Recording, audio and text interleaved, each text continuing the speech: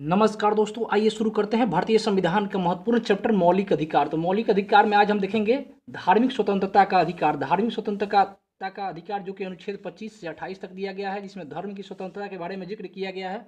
तो आइए देखते हैं अनुच्छेद 25।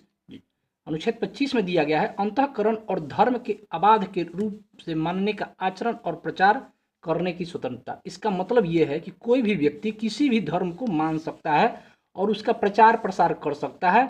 कोई भी व्यक्ति किसी धर्म को मान सकता है और उसका प्रचार प्रसार कर सकता है। इसका जिक्र जो किया गया है अनुच्छेद 25 में किया गया है। अनुच्छेद 26 में क्या किया गया है? तो धार्मिक कार्यों के प्रबंध की स्वतंत्रता।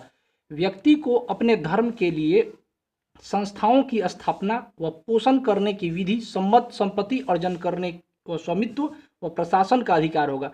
कोई भी व्यक्ति अपने धर्म के लिए संस्था की स्थापना कर सकता है, उसे पोषण के लिए जो कानून के रूप से उसे धर्म अर्जित कर सकता है, उसका प्रशासन और स्वामित्व का अधिकार अनुच्छेद 26 के द्वारा दिया गया है। ठीक है।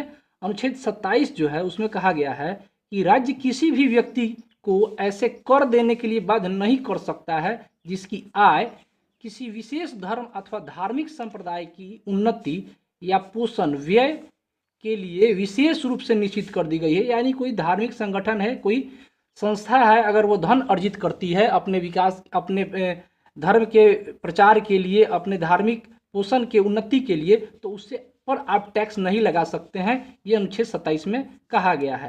अनुच्छेद 28 क्या है? अनुच्छेद 28 में कहा गया है राज्य विधि से पूर्णतः पोषित किसी शिक्षा संस्था में कोई धार्मिक शिक्षा नहीं दी जाएगी। यानी कि राज्य जिस स्कूल को चलाते हैं, राज्य सरकार जिसका पूरा पैसा देती है, उसमें कोई भी धार्मिक शिक्षा नहीं दी जाएगी। ऐसे शिक्षण संस्थान अपने विद्यार्थियों को किसी धार्मिक अनुष्ठान में भाग या किसी धर्मोपदेश को बलात् सुनने हेतु बाध्य नहीं कर सकते हैं। आप किसी भी पूजा पाठ में या कोई भी भाषण, धार्मिक भाषण में उन्हें जबरदस्ती बैठने के लिए बाध्य नहीं कर सकते हैं।